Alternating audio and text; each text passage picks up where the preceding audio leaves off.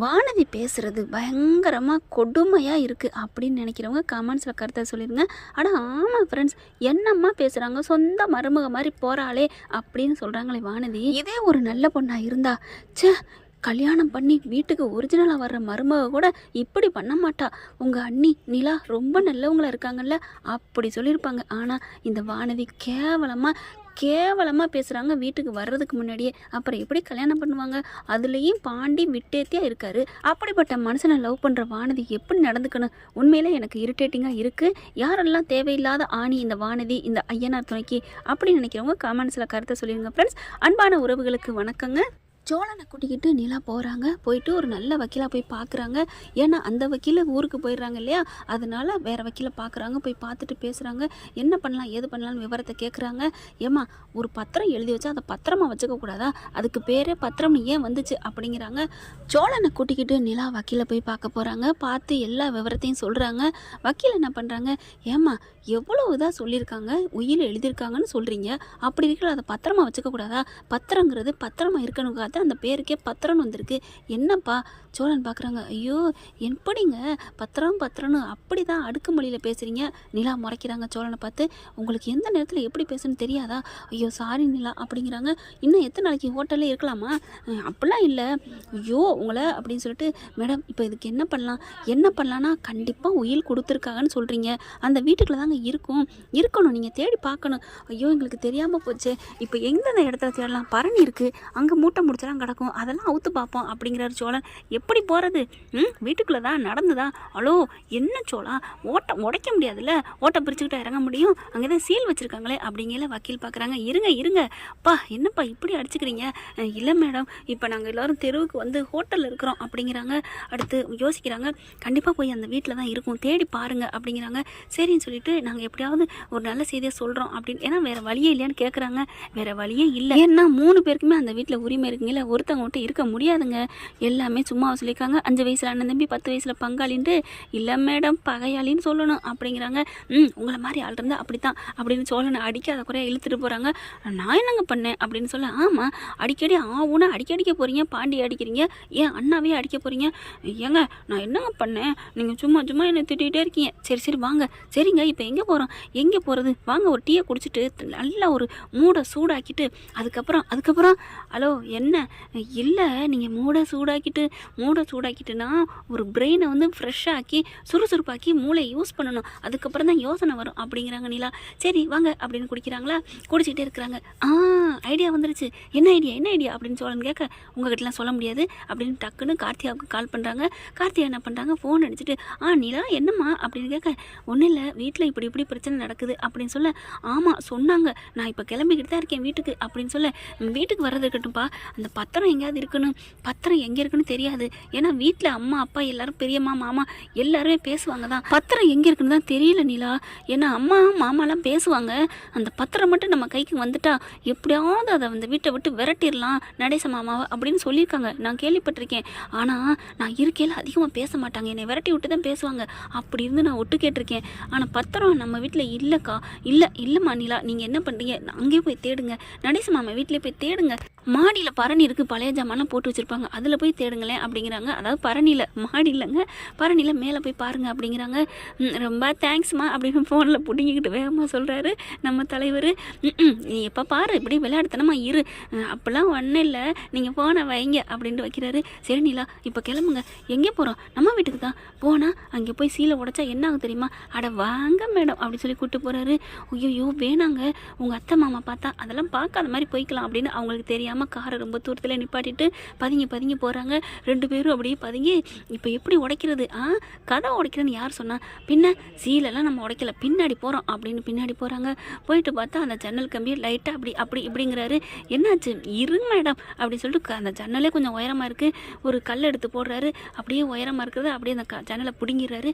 என்ன சோழா, இப்படி தான் சின்ன பிள்ளைகள் நாங்கள் உள்ளுக்குள்ளே போயிட்டு அப்பாட்டு காசை உண்டியில் எடுத்துகிட்டு போவோம், திருட்டுத்தனமெல்லாம் நாங்கள் இப்படி தான் வருவோம், லேட்டாக வந்தாலும் இப்படி தான் அண்ணன் என்ன திட்டும், கொட்டும், அப்போ நான் இதுக்குள்ள தான் போவேன், அட பாவி அப்படின்னு நங்குன்னு கொட்டுறாங்க. அடுத்து நல்லா ஆயிடுச்சு, நான் போகிறேன் அப்படின்னு உள்ளுக்க போகிறாரு. ஹலோ, நீங்கள் மட்டும் போயிட்டா நான் எப்படி போகிறது? நான் மாதிரியே பின்னாடி வாங்க, நீங்கள் உயரமாக இருக்கீங்க போகிறீங்க. ஓ இது வேறையா, சரி வாங்க உங்களை நான் தூக்கி விட்றேன் அப்படின்னு சொல்லி தூக்க, அதெல்லாம் வேணாம் நானே போய்க்கிறேன் மேடம், வாங்க மேடம் அப்படின்னு சொல்லி குனிஞ்சுக்கிறாங்க. அப்படி சோழன் மேலே ஏறி அப்படி ஜம்ப் பண்ணி உள்ளுக்க ஜம்ப் பண்ணிடுறாங்க. அதுக்கப்புறம் சோழன் உள்ளுக்க போயிடுறாருங்க. போயிட்டு எல்லா இடமும் பரப்பரப்பாக தேடுறாங்க. இண்டு இடுக்கு சட்டி முட்டி பானை எல்லாத்துலேயும் தேடுறாங்க. பத்திரம் எங்கே இருக்க, பத்திரம் பத்திரம் வா வா அப்படி சொல்லிட்டு அடுத்து பார்த்தா இந்த பரணியில் போய் பார்ப்போம் அப்படின்னு பரணிலையும் தேடுறாங்க. எல்லா பக்கமும் தேடுறாங்க. அப்படி நிலா சோர்ந்து போயிருக்காங்களா. சோழன் என்ன பண்ணுறாரு, ஒரு பக்கம் தேடிட்டு இருக்காரு. தேடிட்டு கிடச்சிருச்சு நிலா கிடச்சிருச்சு அப்படின்னு சொல்ல, என்னங்க என்ன கிடச்சிருச்சா, கொண்டாங்க கொண்டாங்க அப்படிங்கல, இருங்க வர்றேன் அப்படின்னு ஜம்ப் பண்ணி இறங்குறாரு. என்ன அப்படிங்கல, இதோ அப்படிங்கல, என்ன இது பத்திரமா? பத்திரம் இல்லை, இது என்னோட ஃபோட்டோ, சின்ன வயசில் எடுத்தது, எங்கள் அப்பா கோவத்தில் தூக்கி போட்டார், அதை காணம் தேடினேன் தெரியுமா? அட பாவி, இதைத்தான் ஆசையாக பத்திரம் கிடச்சிச்சுன்னு சொன்னியா? நான் எப்போ பத்திரம் கிடச்சின்னு சொன்னேன்? கிடச்சிச்சுன்னு தானே சொன்னேன் உங்களை அப்படின்னு அடிக்க வராங்க. ஐயோ என்னை அடிக்கிறாங்க, என்னை குடும்பப்படுத்துகிறாங்க என் பொண்டாட்டி அப்படின்னு சொல்ல சிரித்துடுறாங்க நிலா. அடுத்து என்ன பண்ணுறாங்க, போட்டோ எஃபெக்ட்லாம் வீணாக போச்சு, இப்போ என்ன பண்ணலாம் அப்படிங்கிறாங்க. சரி வாங்க இன்னொரு டீயை போடுவோம், மூளைக்கு யோசனை பண்ணுவோம் அப்படின்ட்டு வந்த மாதிரியே ஜம்ப் பண்ணி ஏறி ஜன்னலையும் வச்சு மூடிடுறாங்க.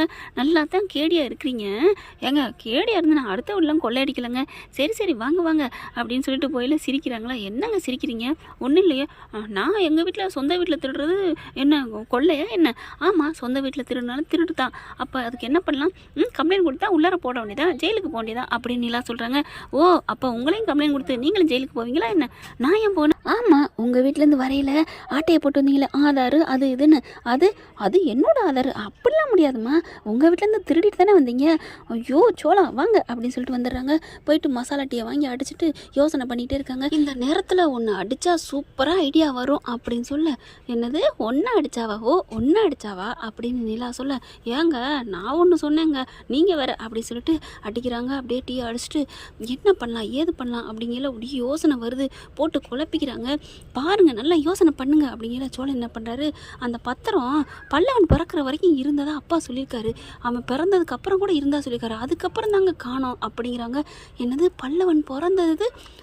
என்ன புரியலையே, அவளே ஒரு திருடி, அப்போ ஒருவேளை அவது தேடி போயிருப்பாளா அப்படின்ட்டு சோழா அப்படின்னு ஆர்வமாக கூப்பிட, என்னாச்சு என்னாச்சு ஏதோ ஐடியா வந்துச்சா? இல்லை கிளம்புங்க கிளம்புங்க, எங்கேங்க கிளம்புங்க அப்படின்னு கார் எடுத்துகிட்டு வேகமாக போகிறாங்க. எங்க அட்ரஸ் சொன்னால் தானங்க போக முடியும், நீங்கள் போங்க நான் சொல்கிறேன், எங்க இப்போ எந்த பக்கத்துங்க போகணும்? அட போயிட்டே இருங்க அப்படிங்கல. கரெக்டாக 2 ரோடு பிரியுது. எங்க இப்போது சொல்லுங்கங்க எந்த பக்கத்து அப்படிங்கல. ரோட்டை காமிக்கிறாங்க. எங்கே போகிறோம்? அட நம்ம பல்லவன் வீட்டுக்கு தான் அப்படிங்கிறாங்க. ஐயோ அப்படின்னு வண்டியை படார் நிப்பாட்டுறாரு. அங்கே எதுக்கு? வாங்க ஒரு விஷயமா தான் அங்கே வந்து சொல்கிறேன். சரி நீங்கள் சொன்னால் சரியாக தான் இருக்கும் அப்படின்னு சொல்லிட்டு போகிறாங்க. காரை கரெக்டாக கொண்டு போய் நிப்பாட்டுறாங்க. அங்கே பார்த்தீங்கன்னா அங்கே புருஷன் முன்னாடி அடிச்சுட்டு தாங்க கிடக்குது. இவங்கள பார்த்தேன்னா என்ன எதுக்கு இங்கே வந்திருக்காங்க? ஏங்க நான் இப்போ உங்களை மாதிரி தானே இருக்கேன், என்னப்பா வாப்பா என்னாச்சு என்ன விஷயம்? நாங்கள் ஒன்றும் உங்ககிட்ட வந்து பிரச்சனை பண்ணலையே அப்படிங்கிறாங்க. அதெல்லாம் ஒன்றும் இல்லை, சும்மா தான் இப்படி வந்துட்டீங்களே பாவம் இல்லையா பல்லவன் அப்படின்னு சொல்லத்தான் வந்தோம் அப்படிங்கிறாங்க. சே இது ஒன்று அப்படின்னு புருஷங்காரன் போயிடுறேன். புருஷன் போனதுக்கப்புறம் அம்மா உங்ககிட்ட ஒரு முக்கியமான தகவல் கேட்டு போக வந்திருக்கேம்மா அப்படிங்கிறாங்க. என்ன தகவல் என்ன விஷயம் அப்படின்னு கேட்கல. இல்லை நீங்கள் அந்த வீட்டில் பல்லவனை விட்டுட்டு வீட்டை விட்டு ஓடி வந்தீங்கல்ல, ஆமாம் இப்போ என்ன அதை சொல்லி காமிச்சிட்டு போக வந்தியா அப்படின்னு கேட்க, அப்படிலாம் இல்லைம்மா ஒரு விஷயம் சொல்லணும். என்ன விஷயம்? இல்லை அந்த வீட்டிலேருந்து ஏதாவது எடுத்துகிட்டு வந்தீங்களா? இந்த பாருமா எடுத்துகிட்டு வந்ததே நீ பிடிங்கிக்கிட்டியே, அப்புறம் என்ன? ஐயோ நான் இப்போ சொல்லலைங்க, அப்போ நான் எடுத்துகிட்டு தான் போனேன், ஆனால் நான் விட்டுட்டு தான் போனேன் என் பிள்ளைய அப்படிங்கிறாங்க. அடுத்து இப்போ என்ன கேட்க வந்திய கேளுங்க, என்னத்தை எடுத்துகிட்டு போனேன்னு கேளுங்க நான் சொல்கிறேன் அப்படிங்கிறாங்க. இல்லைம்மா நாங்கள் எல்லோரும் நடுத்தருவில் இருக்கோம் அப்படின்னு சொல்லிட்டு விவரத்தையெல்லாம் சொல்கிறாங்க. ஓ அந்த அண்ணங்காரனும் தங்கச்சிக்காரன் இப்படி பண்ணிட்டாளுகளா? எனக்கு தெரியுமே, அன்னைக்கே அதுக்கு ஆடுனாளுகளே, ஏதோ என் பிள்ளைய வளர்த்த நன்றி கடனுக்காக ஒன்று வேணால் நான் சொல்கிறேன் அப்படிங்கிறாங்க. என்ன சொல்லுங்க அப்படிங்கல. அப்போ நான் அவர் போனதுக்கப்புறம் கை சும்மா இல்லாமல் திருடுறதுக்கு போணுச்சு. போகையில் பார்த்தா அப்படியே ஒரு தங்க காசு மாதிரியே வச்சுருந்தாரு. அப்படியே ஒரு சுருக்கு பை மாதிரி இருக்கும், அதுக்குள்ள போட்டு வச்சிருந்தாரு. இது என்னடா அது பெரிய சுருக்கு பையா இருக்கு, சுருக்கு பைக்கில் பார்த்தா காசா வைக்கிறாரு அப்படின்னு நினச்சிட்டு இருந்தேன்னா, எப்போவாவது அதை எடுக்கணும் ஆட்டையை போடணும்னே நினச்சிட்டு இருந்தேன். அப்போ தான் போயிட்டு பார்த்தா யாருமே இல்லாத சமயம் கரெக்டாக 3 அடுக்கு பானைக்கெல்லாம் புளியம்பழம் பருப்பு அது இதுன்னு இருந்துச்சு. கீழே வச்சுருந்தாரு, அதுக்கு மேலே பருப்பையும் புளியத்தையும் அள்ளி வச்சுருந்தாரு. நான் கண்டுபிட்டேன்ல, எல்லாத்தையும் எடுத்துகிட்டு அந்த சுருக்கு பையன் எடுத்துட்டேன். அங்கே என்ன என்னோட பார்க்கல, தூக்கிக்கிட்டு வீட்டுக்கு வந்துட்டேன். வந்ததுக்கப்புறம் பார்த்தா ஏதோ ஒரு பத்திரம் ஒன்று இருந்துச்சு, அதுக்குள்ளே காசு இருந்துச்சு. காசு இருக்கேன்னு சொல்லிட்டு யாரை போய் பார்க்குறேன்னு சொல்லிட்டு ஒரு ஆள் இருக்காரு, அதை வர வச்சு பேசணும். பார்த்தா அது பூரா வேஸ்ட்டு காசை கொண்டாந்து போட்டிருக்காரு. வெளிநாட்டு காசா, அதை எங்கே போய் நம்ம மாற்ற முடியும், அதனால தூக்கி அப்படியே போட்டுட்டேன் அப்படிங்கிறாங்க. அப்படியா, எங்கள் ட்ரங்கு பட்டிக்கில் தான், அதுக்குள்ள என்ன இருக்குது, சும்மா என்னோட இத்து போன துணிமணி கிடக்கும், அது எங்கள் அம்மா ஞாபகமாக வச்சுருக்கேன்னு அதுக்குள்ளே போட்டு வச்சேன். அப்படியா, அதை பாருங்கம்மா, வாங்கம்மான்னு சொல்லி கூப்பிட்டு போகிறாங்க. உங்களுக்கு புண்ணியமாக போகும் அப்படின்னு சொல்ல, சரி என் பிள்ளைய வளர்த்துருக்கீங்க வாங்க அப்படின்ட்டு போகிறாங்க. அந்த ட்ரங்கு பட்டி மேலே இருக்குது, அதை எடுத்தம்பி அப்படின்னு சொல்ல ஜம்ப் பண்ணி பார்க்குறாரு, எடுக்க முடியல. இப்போ என்ன பண்ணுறது அப்படிங்கல, டக்குன்னு எதுவுமே இல்லையே ஏறுறதுக்கு, ஒரு குடத்தை கவுத்து போட்டு ஏற சொல்கிறாங்க. அதுவும் ஏற முடியலைங்க. அதாவது பித்தளை குடம் வச்சுருக்குறாங்க. அடுத்து சேரை பார்க்குறாங்க, அதுவும் முடியல. இப்போ என்ன பண்ணுறாங்க, நிலாவை அப்படியே பட்டக்குன்னு தூக்கிறாரு. கோச்சுக்காதீங்க நிலா அப்படின்னு சொல்லிட்டு, பரவாயில்ல சோளா அப்படின்னு ஜம்ப் பண்ணி மேலே ஏறிடுறாங்க. அந்த பரணியில் போயிட்டு பார்க்குறாங்க. அந்த பெட்ரி ட்ரங்கு பட்டியும் இறக்கிட்டு வேகமாக தட்டி கொட்டி எடுக்கிறாங்க. பார்க்குறாங்க, அதுக்குள்ள ஒரு கவர் இருக்குங்க. அந்த சுருக்கு பையோடு இருக்குது. சுருக்கு பை எடுத்தால் காயின்ஸும் இருக்குது, பத்திரமும் இருக்குது. வாவ் அப்படின்னு சந்தோஷம் தாங்கலை சோழனுக்கு, நிலாவுக்கு. பாருங்க, உங்கள் அப்பா பேர் நடேசனுக்கு எழுதி வச்சிருக்காருங்க. உங்கள் அப்பா, உங்கள் தாத்தா. சோழன் சந்தோஷத்தில் குதிக்கிறாரு. ஐயோ, இந்த பத்திரத்தாங்க காணாமனு தேடி தெரிஞ்சாரு அப்படின்னு சொல்லிட்டு, அம்மா நீ நல்லா இருப்பம்மா தாயே புண்ணியவதி, அன்னைக்கு திருடிட்டு வந்தாலும் நாங்கள் இன்னைக்கு மன்னிக்கிறோம் அப்படின்னு அதை கட்டி பிடிக்கிறாரு. சரி விடுங்க அப்படிங்கிறாங்க. காயின்ஸை பார்க்குறாங்க. காயின்ஸை வாங்கி பார்க்குறாங்க நிலா. சோழன் பத்திரத்தை வாங்கி பார்க்குறாரு. காயின்ஸை பார்த்துட்டு, ஆஹா இது ஃபாரின் காசு, ஆஹா இதை மாற்ற தெரியல இதுங்களுக்கு அப்படின்னு சொல்லிட்டு அதையும் வச்சுக்கிறாங்க. அதுக்கப்புறம் பத்திரத்தை வாங்கி பார்க்குறாங்க. பார்த்தீங்களா, உங்கள் தாத்தா உங்கள் அப்பாவுக்கு எழுதி வச்சிருக்காரு அப்படிங்கிறாங்க. எல்லா சொத்துக்களையுமே சரி பங்காக தான் கொடுக்கணும், இருந்தாலும் அவங்க என் மூத்த பையனுக்கும் என் பொண்ணுக்கும் இஷ்டப்பட்டதை எழுதி வாங்கி கிழிச்சுங்க, நான் கொடுத்துட்டேன். என் பையன் கடைசி பையன் என்னை கடைசி காலத்தில் வச்சு பார்த்தான், கடைசியாக நான் இருந்ததுனால இந்த வீட்டை மட்டும் எழுதி வாங்காமல் விட்டுருச்சுங்க என் பெரிய பிள்ளையும் என் பொண்ணும். ஆனால் இந்த வீட்டை என் பையனுக்காகத்தான் நான் விட்டு கொடுக்குறேன் அப்படின்னு சொல்லிட்டு எழுதி கொடுத்துட்றாங்க. இது மனசார முழுக்க என்னை பார்த்துக்கிட்ட நடேசனுக்கு எழுதி வைக்கிறேன்னு எழுதி வச்சிடறாங்க. அவ்வளோ ஒரு சந்தோஷம் தாங்கலை. வாங்க அப்படின்ட்டு, அம்மா உங்களை நாங்கள் அப்புறம் வந்து பார்க்குறோம், சரிங்க கண்ணு அப்படின்றாங்க. 2 பேரும் பஞ்சாப் பறந்து ஹோட்டலுக்கு வராங்க. ஹோட்டல் வந்து காமிக்கிறாங்க. ஐயோ சூப்பர் அப்படின்ட்டு ரொம்ப சந்தோஷப்படுறாங்க. வானதி பார்க்குது, என்ன இவ அப்படியே ஒட்டிக்கிட்டு வந்த மருமக மாதிரி ரொம்ப பண்ணுறாளே அப்படிங்குது. என்ன பார்க்குற, அதுதான் நிலா அண்ணி, அதனால தான் அவங்க மேலே எல்லாரும் மதிப்பு கொடுக்குறான் தெரியுதா, போயிட்டு வாதாடி வீட்டை வாங்கினா சந்தோஷம் தான் அப்படிங்கிறாங்க. கோர்ட்டுக்கும் போகிறதுக்கு முன்னாடியே பார்த்தா 2 பேர்ட்டையும் பத்திரம் எங்கள் கையில் இருக்குது, கேஸை போடுறி அப்படிங்கிறாங்க. கேஸை போட்டுறாங்க. கோர்ட்டுக்கு போகிறாங்க. பத்திரத்தை காமிக்கிறாங்க. கேஸை வின் பண்ண போகிற நேரத்துக்கு அதெல்லாம் முடியாது, இது இவங்களாம் எழுதி வச்சுருக்காங்க அப்படி இப்படின்னு சொல்ல, ஓகே மேடம் ஓகே, நீங்கள் இப்படிலாம் பேசிட்டீங்களே, நான் ஒன்று சொல்கிறேன் அப்படின்னு நிலா பேச ஆரம்பிக்கிறாங்க. என்ன அப்படின்னு பார்த்தா பாயிண்ட் எடுத்து வைக்கிறாங்க. எல்லா சொத்தையுமே மொத்தத்தில் போடுங்க, மொத்தத்துலையும் போட்டு எல்லாருக்கும் முழு பங்கா பிரிச்சிருவோமா, சரி பங்கா அப்படின்னு சொல்ல, ஐயோ அப்படின்னு பார்க்குறாங்க. ஆமாம், அவங்களோட இடம் நகை பணம் சொத்து அம்புட்டையுமே நீங்கள் தான் பறிச்சுட்டு விட்டுருக்கீங்க, கடைசியாக அவர் வாழ்ந்த வீட்டை மட்டும் விட்டு கொடுத்துருக்கீங்க, அதுவும் இருந்ததுனால. சோழனோட தாத்தா இறந்ததுக்கப்புறம் அந்த வீட்டை பறிச்சுக்கிட்டே பார்த்துருக்கீங்க, அவர் விட முடியாது, பத்திரத்தை காமிச்சு சமாளிக்கிறாரு. கடைசியாக பத்திரம் இல்லைன்னு தெரிஞ்சதுக்கப்புறம் நீங்கள் அழைப்பி எடுத்திருக்கீங்க அப்படின்னு நிலா சொல்கிறாங்க. என்னப்பா என்ன சொல்கிறீங்க அப்படின்னு அந்த வக்கீல் பார்த்து கேட்குறாங்க. கார்த்திகா அம்மாக்கிட்டையும் மாமாக்கிட்டையும். அடுத்து என்ன செய்யறதுன்னு திருன்னு முழிக்கிறாங்க. இந்த வீடு ஒரு 50 லட்சம் பெறும்னா அவங்க வாங்கியிருக்கிறது 2 கோடிக்கு மேலே, ஐயோ போயிருமே அப்படின்னு பயப்படுறாங்க. பாவி எங்கே இருந்துட்டு வந்தா அந்த நிலா அப்படின்னு பார்த்துட்டு, இல்லைங்க அந்த வீடு அவங்களே வச்சுக்கட்டும், எங்ககிட்ட இருக்கிறதெல்லாம் 3 பங்கா போட வேணாம் என்னென்ன, ஆமாம்மா தங்கச்சி நாங்கள் வாரோம் அப்படின்னு தலையில் முக்காடை போட்டுக்கிட்டு அங்கிட்டு கிளம்புறாங்க. நிலாவை சோழன் அப்படியே தூக்கிடுறாரு பத்திரத்தோட. அப்புறம் என்னங்க சூப்பராக நடக்குது.